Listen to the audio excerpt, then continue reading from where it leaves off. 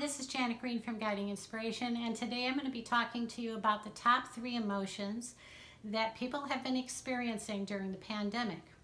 I recently sent out a survey, and I hope that you were able to answer it and respond to the questions so that your voice was being heard. If you weren't, please subscribe down below and also subscribe to my emails so that you can actually have that next survey that's coming out soon delivered right into your inbox. So the top 3 emotions that people have been experiencing according to my survey were, number 1, sadness. And sadness is something that I've been watching and observing in people all over the place.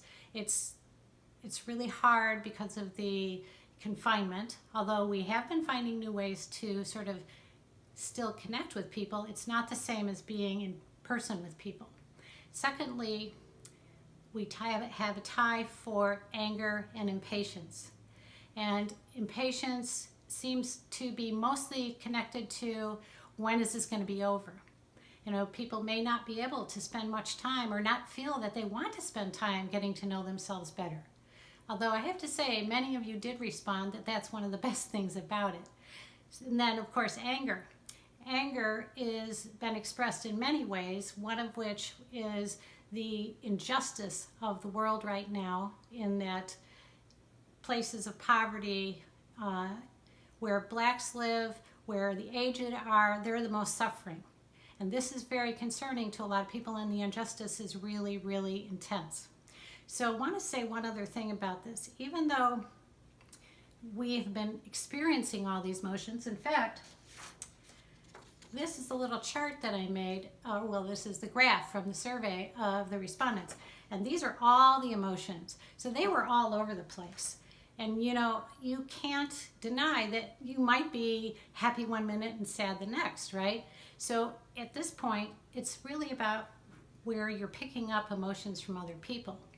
So as empaths, and I would say most of humanity is kind of operating at that level right now, consciously or unconsciously, you're actually, whatever you're feeling, it's multiplied by all the other things that are going on. You might have sadness here, and then somebody else's sadness on top of it, and then somebody else's sadness, until you're kind of caked with this sadness that's kind of all around you. And it's because it's not all yours, it feels really uncomfortable. And this is true with any emotion. So I'm going to have a suggestion for you here so that you can actually start to feel more like you.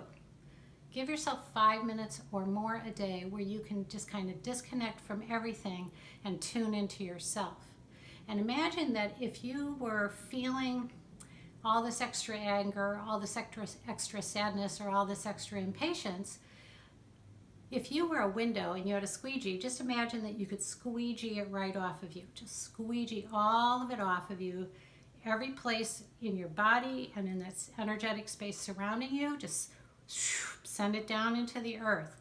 And then go ahead and notice that big gold sun over your head, and that, just like video games, that life force that's coming in, it's like boom, drop it into your space. That's your life force. And you can then feel a little bit more connected to you. You may not be feeling as much of what everyone else is feeling, and you can actually start to look at things a little bit differently and give yourself a little bit of a different perspective. So if you like that and you want to know more, please contact me and sign up below, because you can learn more about yourself and without having to go through a lot of pain and anger, because that's the kind of thing I do. So have a good one. Talk to you soon.